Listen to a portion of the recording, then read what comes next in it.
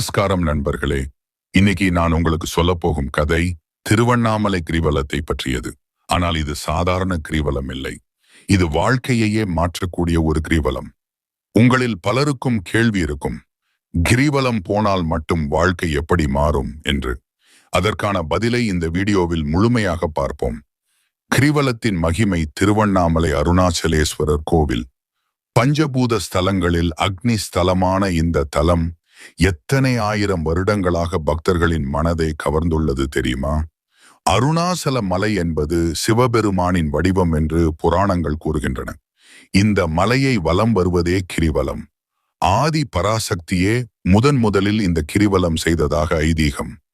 கண்களை மூடி உலகையே இருட்டில் ஆழ்த்திய பாவத்திற்கு பரிகாரமாக பார்வதி தேவி இங்கு கிரிவலம் செய்து சிவபெருமானின் இடப்பக்கத்தை பெற்று அர்த்தநாரீஸ்வரராக மாறினாள். 14 கிலோமீட்டர் தூரம், 8 கோணங்களில் 8 லிங்கங்கள், இந்திரன், அக்னி, யமன், வருணன் என்று 8 திக்குகளின் அதிபதிகள் இங்கு வழிபட்ட இடம் இது. ஒரு உண்மை சம்பவம். இப்போது நான் ஒரு உண்மை சம்பவத்தை உங்களுடன் பகிர்ந்து கொள்கிறேன். ஒரு பெண்மணி, அவருக்கு வாழ்க்கையில் பல பிரச்சனைகள், வேலை இழப்பு, குடும்ப பிரச்சனைகள், மன அழுத்தம் எல்லாம் ஒன்றாக வந்து சேர்ந்திருந்தது. ஒரு நாள் அவர் திருவண்ணாமலை வந்தார். முதல் முறையாக கிரிவலம் சென்றார். 14 கிலோமீட்டர் தூரம் வெறும் காலில், வெயிலில், கல்லும் முள்ளும் குத்தியது. ஆனால் அவர் நிற்கவில்லை. என்ன நடந்தது தெரியுமா? முதல் முறை சென்றபோது இது முடியுமா என்று நினைத்தார். முடிந்தது. அடுத்த முறை மனதில் இலக்கை வைத்து சென்றார். முடிந்தது. 3வது முறை அவருக்கு தெரியாமலேயே அவருடைய கால்கள் அவரை கிரிவல பாதையில் இழுத்துச் சென்றன. இன்று அவரது வாழ்க்கை மாறியிருக்கிறது. மன அமைதி கிடைத்திருக்கிறது. வேலையும் கிடைத்திருக்கிறது. என்ன மாற்றம்? மனதின் மாற்றம்.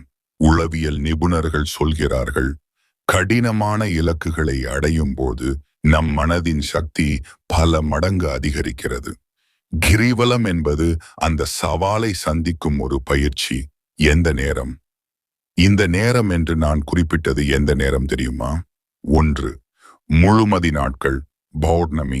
பௌர்ணமி இரவுகளில் 2 முதல் 3 லட்சம் பக்தர்கள் கிரிவலம் செல்கிறார்கள். சந்திர ஒளியில் அண்ணாமலையாருக்கு ஆரோகரா முழக்கத்துடன் செல்லும் அந்த அனுபவம் அலாதியானது. அன்று மட்டும் அந்த பாதை வானமாக மாறிவிடும். பக்தி, சக்தி, ஒருமைப்பாடு எல்லாம் ஒன்றாக கலக்கும் நேரம் அது. 2. அமாவாசை நாட்கள். இது சாதகர்களுக்கான நேரம். வெளி உலகம் அமைதியாக இருக்கும். உள்ளுக்குள் ஆழமாக பயணிக்க விரும்புவோர் இந்த நேரத்தை தேர்வு செய்கிறார்கள். பௌர்ணமி வெளிப்புற பயணமானால் அமாவாசை உட்புற பயணம். 3. பிரதோஷ காலம். சிவனுக்கு மிகவும் பிடித்த நேரம் இது. மாலை 4:30 முதல் 6 வரையிலான இந்த நேரத்தில் கிரிவலம் செல்வது சிறப்பு. 4. காலை 6 மணி. அதிகாலை கிரிவலம் செல்வோர் மலையின் அமைதியான சக்தியை உணர முடியும். அப்பொழுது சாலைகள் அமைதியாக இருக்கும். பறவைகளின் சத்தம் மட்டும் கேட்கும். பாட் 4. கிரிவலத்தின் ரகசியங்கள்.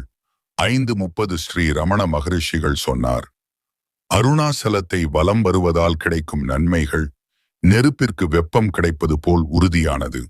நீங்கள் நம்பினாலும் நம்பாவிட்டாலும் அது உங்களுக்கு கிடைக்கும். இதோ சில ரகசியங்கள். மௌனமாக நடக்க வேண்டும். கிரிவலத்தின் போது மௌனமாக இருப்பதும் சிவனின் நாமங்களை உச்சரிப்பதும் சிறப்பு. மனம் ஒருமுகப்படும். இடதுபுறமாக நடக்க வேண்டும். சாலையின் இடது பக்கமாகத்தான் கிரிவலம் செல்ல வேண்டும். வழியில் உள்ள 8 லிங்கங்களும் இடது பக்கத்தில் தான் இருக்கின்றன. உள்பாதை மற்றும் வெளிப்பாதை. காட்டின் வழியாக மலை அடிவாரத்தில் செல்லும் உள்பாதை ஒன்று உண்டு. இது அனுமதியுடன் மட்டுமே செல்ல முடியும். வெளிப்பாதை தான் பெரும்பாலோர் பயன்படுத்துவது. சித்தர்களின் அருள். இங்கு பல சித்தர்கள் நுண்ணுடலில் வலம் வருவதாக நம்பப்படுகிறது. அவர்களின் அருளும் கிரிவலம் செல்வோருக்கு கிடைக்கும். வாழ்க்கை மாறியவர்கள், உங்களுக்கு ஒரு கேள்வி. நீங்கள் எப்போதாவது முடியாது என்று நினைத்த ஒன்றை செய்து முடித்திருக்கிறீர்களா? கிரிவலம் செல்பவர்களுக்கு கிடைப்பது மன அமைதி மட்டுமல்ல. 14 கிலோமீட்டர் தூரத்தை வெறும் காலில் கடப்பது நம் உடலின் சக்தியை உணர வைக்கிறது. மனதில் ஒரு தன்னம்பிக்கை வருகிறது. நான் இதை செய்தேன், இனி எதையும் செய்யலாம் என்று ஒரு பெண்மணி தனது அனுபவத்தை பகிர்ந்து கொள்கையில் சொன்னார். முதல் முறை கிரிவலம் சென்றபோது இது முடியாது என்று நினைத்தேன். ஆனால் முடிந்தது. அடுத்த முறை இலக்கை மனதில் வைத்தேன். முடிந்தது. இப்போது என் வாழ்க்கையில் எந்த இலக்கையும் அடைய முடியும் என்ற நம்பிக்கை வந்துவிட்டது. அவர் சொல்வது போல் மனதின் இயல்புதான். நாம் செய்ய முடியும் என்று நினைத்தால் முடியும். கிரிவலம் அந்த நம்பிக்கையை உறுதிப்படுத்தும் ஒரு சடங்கு. நண்பர்களே, கிரிவலம் என்பது ஒரு நடை மட்டுமல்ல. அது ஒரு தியானம், ஒரு சவால், ஒரு பயணம். உங்களை நீங்களே சந்திக்கும் பயணம். இந்த வாரம் பௌர்ணமி வரும்போது அல்லது அடுத்த அமாவாசை வரும்போது திருவண்ணாமலை செல்ல முயற்சி செய்யுங்கள். 14 கிலோமீட்டர் நடப்பது கடினம்தான். ஆனால் அந்த கடினம் உங்களுக்கு புது வலிமையை தரும். காலையில 6 மணிக்கு கிளம்புங்க. மௌனமாக நடக்க ஆரம்பியுங்கள். பாதியில கால் வலிக்கும். ஆனால் நிற்காதீர்கள். மெதுவாக நடந்து முடியுங்கள். அந்த முடிவு உங்களுக்கு ஒரு புது வாழ்க்கையை திறந்து வைக்கும். அண்ணாமலையார் உங்களுடன் எங்கு சென்றாலும் வருவார். அந்த கிராமத்து பெண்மணியின் வார்த்தைகள் உண்மைதான். நீங்கள் எப்போதாவது கிரிவலம் சென்றிருக்கிறீர்களா? உங்கள் அனுபவத்தை கமெண்டில் பகிர்ந்து கொள்ளுங்கள். பிடித்திருந்தால் லைக்கும் ஷேர் பண்ணுங்கள். சுபம்.